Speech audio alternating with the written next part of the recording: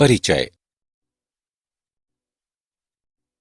बच्चों, आज हम जल, हाइड्रोजन, पेरोक्साइड और भारी जल के बारे में जानकारी प्राप्त करेंगे। जल एक रासायनिक पदार्थ है और इसका रासायनिक सूत्र H2O होता है। ये रंगहीन तथा पारदर्शी द्रव है।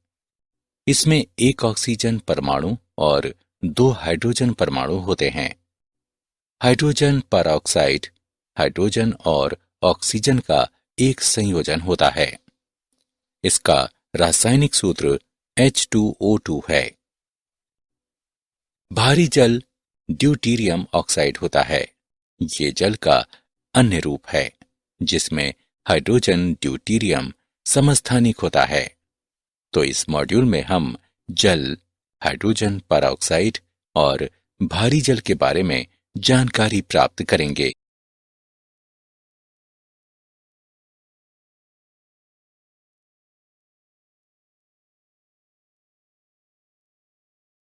उद्देश्य। इस पाठ के अंत में आप निम्न करने में सक्षम हो जाएंगे। जल के भौतिक एवं रासायनिक गुणधर्मों पर चर्चा करना, बर्फ एवं जल की संरचना पर चर्चा करना, कठोर एवं मृदु जल में विभेद करना, हाइड्रोजन पेरोक्साइड के विरजन की विधियों की व्याख्या करना तथा इसके भौतिक एवं रासायनिक गुणधर्मों पर चर्चा करना, भारी जल को परिभाषित करना तथा ईंधन के रूप में डाई हाइड्रोजन के बारे में चर्चा करना।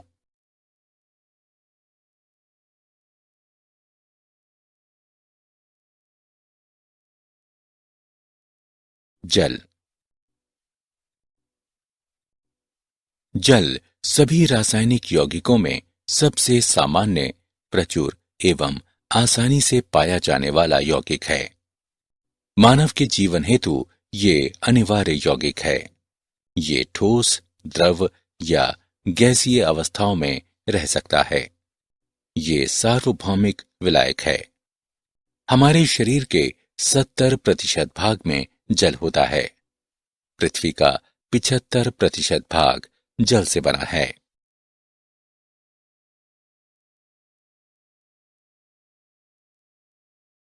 जल के भौतिक गुणधर्म। एक रंगहीन, गंधहीन और स्वादहीन द्रव है। जल का नीला या नीलापन लिए हुए हरा रंग इसकी गहराई के कारण होता है। जल का हिमांक 0 डिग्री सेल्सियस और इसका क्वथनांक 100 डिग्री सेल्सियस है। जमाए जाने पर यह अपने मूल आयतन का 1/9 बढ़ जाता है। जल का क्वथनांक इसके पृष्ठ पर दाब पर निर्भर करता है। दाब जितना ही उच्च होगा, क्वथनांक भी उतना ही अधिक होगा।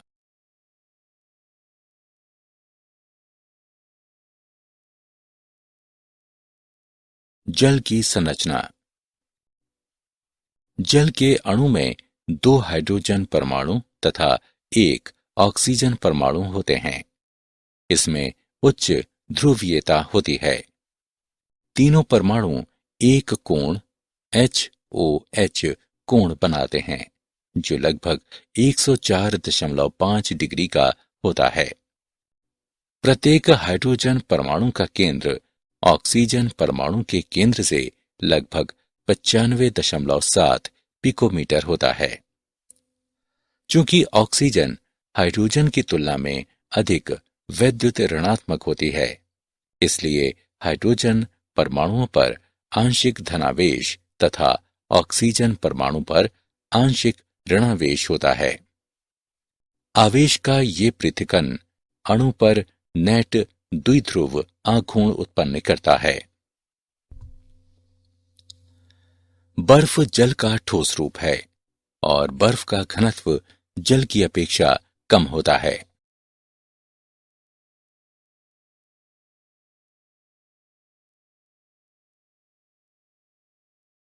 बर्फ की संरचना।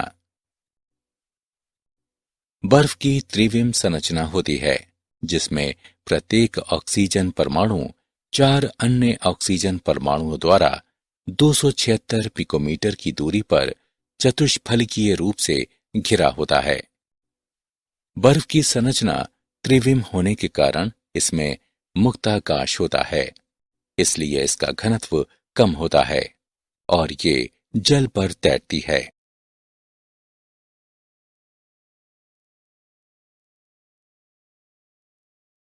जल के रासायनिक गुणधर्म।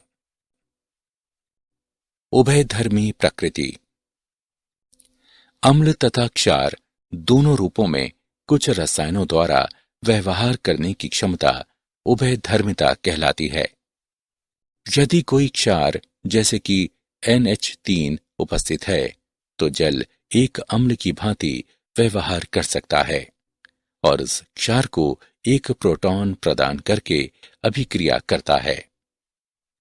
यदि कोई अम्ल जैसे कि H2S उपस्थित है तो जल एक क्षार के रूप में व्यवहार कर सकता है और उस अम्ल से एक प्रोटॉन प्राप्त करते हुए प्रतिक्रिया करता है। जल का स्वयं आयनीकरण जल द्वारा अम्ल या क्षार के रूप में अभिक्रिया करने की सामर्थ्य का एक अन्य उदाहरण है। जल की अपव्ययन अभिक्रियाएं। डाइहाइड्रोजन जल के अपचयन द्वारा निम्नानुसार उत्पन्न की जा सकती है।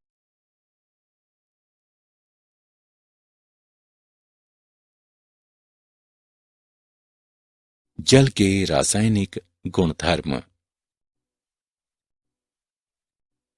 जल अपघटन अभिक्रिया। नए यौगिक बनाने के लिए यौगिकों की जल के साथ अभिक्रिया जल अपघटन कहलाती है।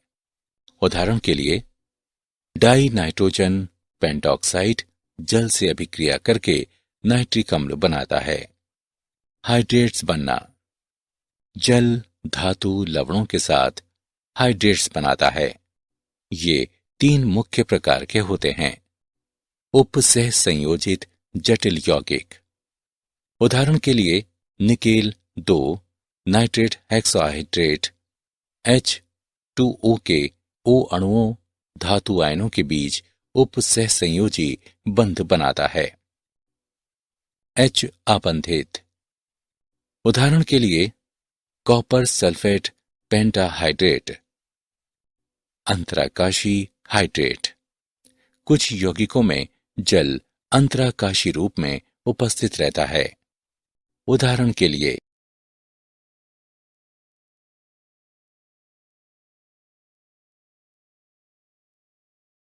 कठोर एवं मृदु जल। कठोर जल Ca2+,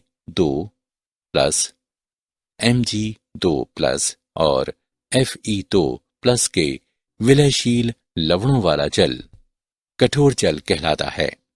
ये साबुन के साथ पर्याप्त झाग नहीं बनाता। मृदु जल। इसमें कैल्शियम, मैग्नीशियम, आयरन के विलयशील लवण नहीं होते। ये साबुन के साथ पर्याप्त झाग बनाता है।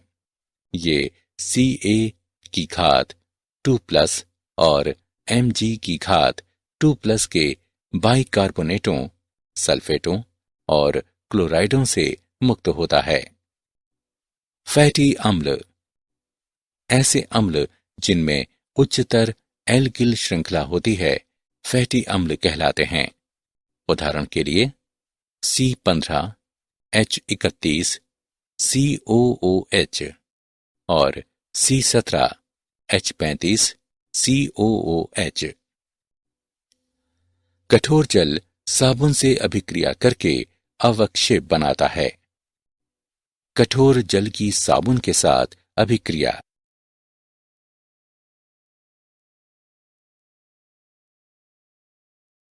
कठोर एवं मृदु जल। जल की कठोरता 2 प्रकार की होती है। अस्थायी कठोरता। ये कैल्शियम तथा मैग्नीशियम के बाइकार्बोनेटों की उपस्थिति के कारण होती है। इसे निम्न द्वारा हटाया जा सकता है। गौथन द्वारा विलय बाइकार्बोनेट अविलय कार्बोनेटों में बदलकर निक्षेपित हो जाता है।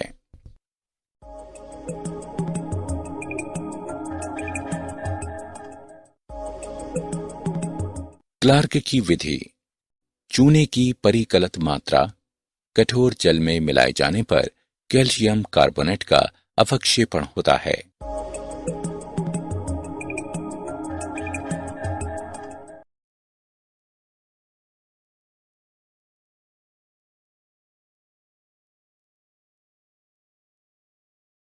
स्थायी कठोरता।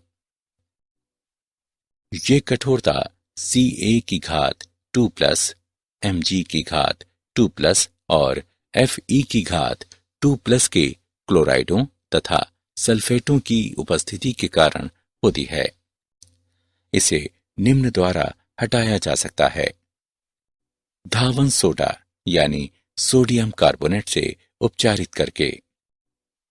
सोडियम कार्बोनेट कैल्शियम और मैग्नीशियम लवणों को अविलय कार्बोनेटों में बदल देता है, जो छानकर अलग किए जा सकते हैं। आप इसे निम्न अभिक्रिया में देख सकते हैं।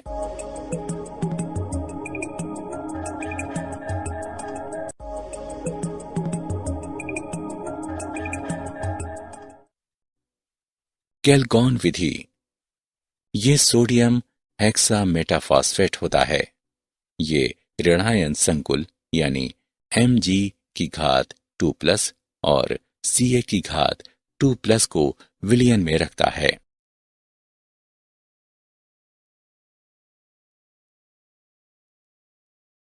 आयन विनिमय पद्धति।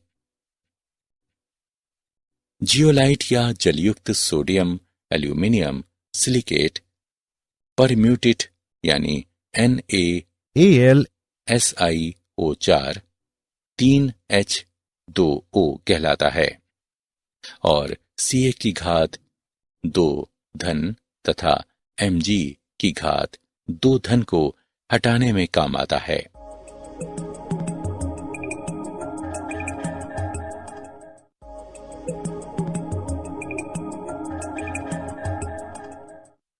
NaCl विलयन से उपचारित करके जियोलाइट का पुनरुत्पादन किया जा सकता है।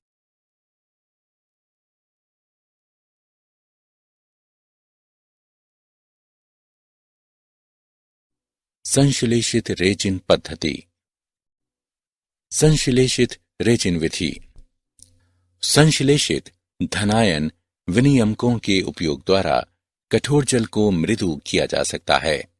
ये विधि जियोलाइट या परम्यूटेट की तुलना में अधिक प्रभावी है। ये धनायन विनियामक बड़े कार्बनिक अणु होते हैं, जिनमें सल्फोनिक अम्ल समूह होते हैं। आयन विनिमय रेजिन को पहले NaCl विलयन से उपचारित करते हुए सोडियम में बदला जाता है और फिर जल के मृदुकरण हेतु प्रयुक्त किया जाता है।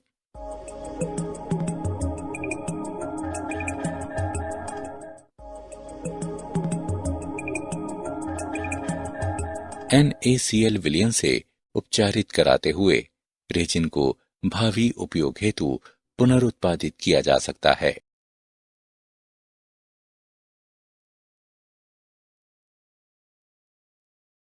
Hydrogen peroxide H2O2 विरचन।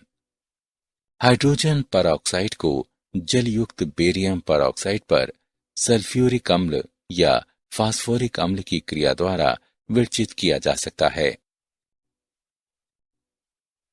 निर्जल बेरियम पेरोक्साइड सल्फ्यूरिक अम्ल से तत्काल अभिक्रिया नहीं करता, क्योंकि इसके पृष्ठ पर अविलय बेरियम सल्फेट की एक परत बन जाती है, जो अम्ल की आगामी अभिक्रिया को रोकती है। इसलिए जलयुक्त बेरियम पेरोक्साइड BaO2 और 8H2O का ही उपयोग किया जाना चाहिए। औद्योगिक रूप से इसे 2 एल्किल एंथ्राविक्विनॉल के स्वतः ऑक्सीकरण द्वारा विरचित किया जाता है, जहां 2 एथिल एंथ्राक्विनॉल हाइड्रोजन या पैलेडियम की उपस्थिति में ऑक्सीकृत होकर हाइड्रोजन परऑक्साइड देता है।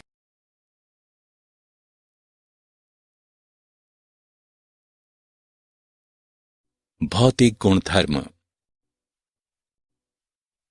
हाइड्रोजन परऑक्साइड एक पारदर्शी और रंगहीन द्रव होता है। इसमें हल्की तिक्त गंध होती है।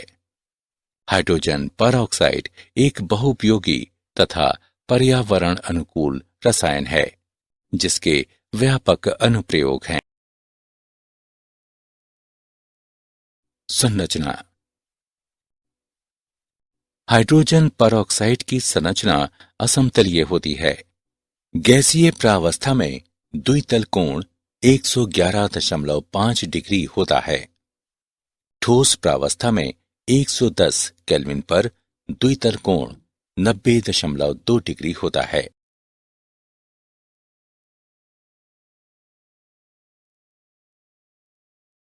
रासायनिक गुणधर्म। हाइड्रोजन परऑक्साइड अपचायक तथा ऑक्सीकारक दोनों कार्य करता है। अम्लीय माध्यम में ऑक्सीकारक क्रिया, अम्लीय माध्यम में अपचायक क्रिया, क्षारीय माध्यम में अपचायक क्रिया और क्षारीय माध्यम में अपचायक क्रिया।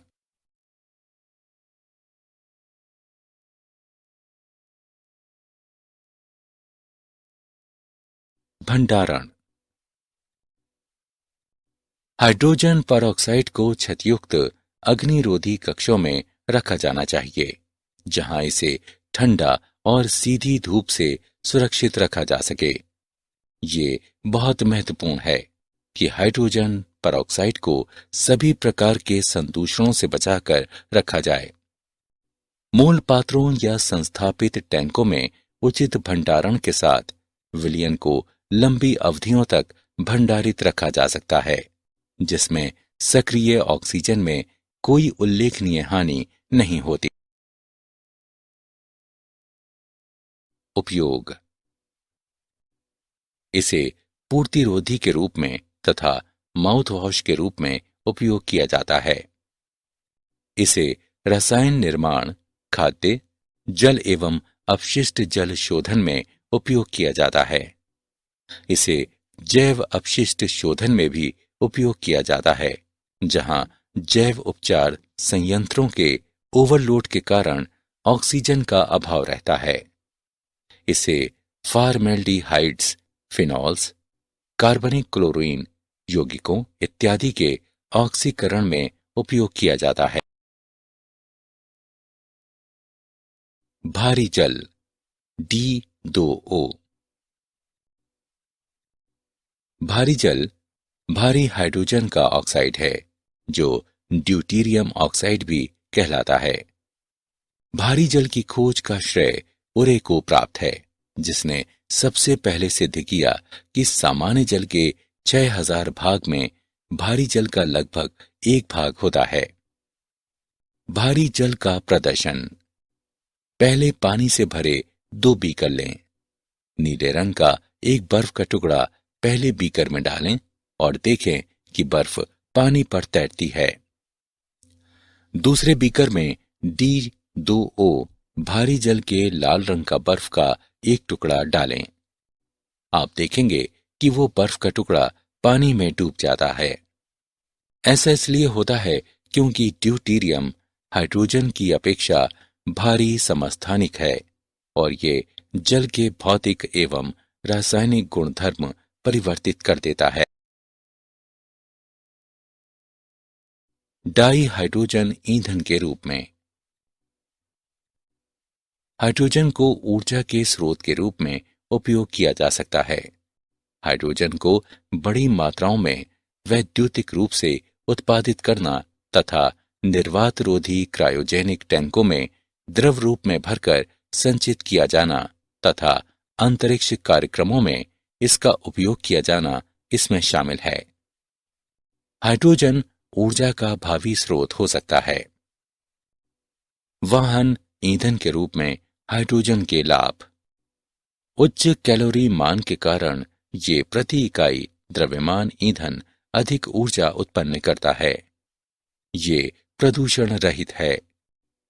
वायु की उपस्थिति में हाइड्रोजन के दहन उत्पादन H2O तथा नाइट्रोजन के ऑक्साइड होते हैं। अंतः दहन इंजनों को ईंधन के रूप में हाइड्रोजन का उपयोग करने के लिए आसानी से संवर्धित किया जा सकता है।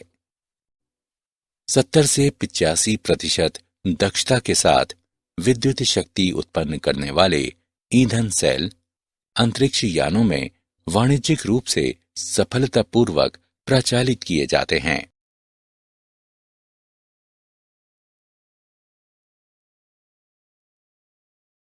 क्या आप जानते हैं, हाइड्रोजन पेरोक्साइड को कुत्ते द्वारा विष ग्रहण करने पर वमन प्रेरक के रूप में उपयोग किया जा सकता है। हाइड्रोजन ईंधन उत्पन्न करने के लिए स्वर्ण सूक्ष्म कण उपयोग किए जा सकते हैं।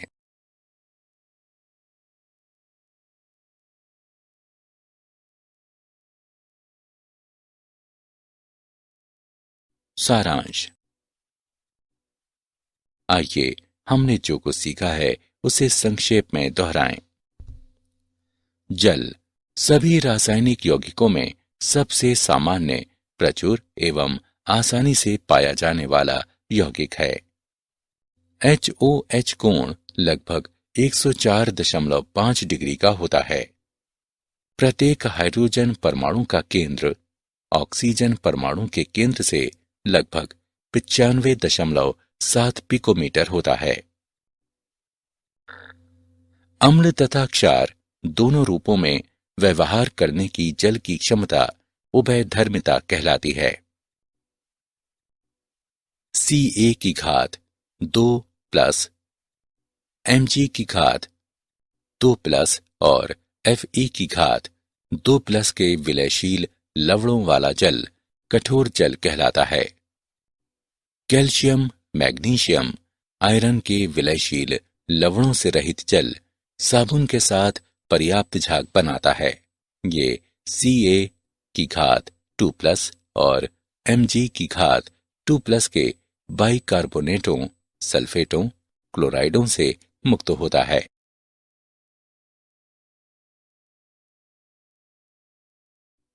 अस्थायी कठोरता को उबालकर तथा क्लार्क की विधि द्वारा हटाया जा सकता है।